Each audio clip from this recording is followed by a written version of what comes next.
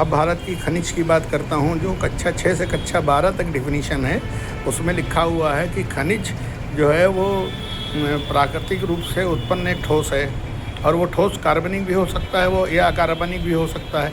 इस तरीके से परिभाषा पूरे कक्षा 6 से कक्षा 12 तक दी हुई है, लेकिन हकीकत में कहीं भी ये नहीं लिखा है, जो कि वास्तव में अंतर्राष्ट्रीय खनिज संगठन की अंतर्राष्ट्रीय वैज्ञानिक परिभाषा है। वो ये है कि खनिज प्राकृतिक रूप से उत्पन्न एक ठोस है जिसका निश्चित रासायनिक संगठन और विशिष्ट क्रिस्टलीकृत ढांचा होता है।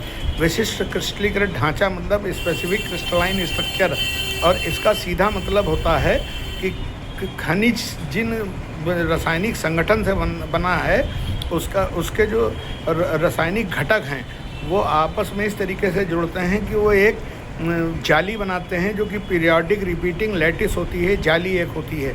ये डिफिनीशन कहीं भी नहीं लिखी है, और इसी से एटॉमिक साइंस का जन्म होता है।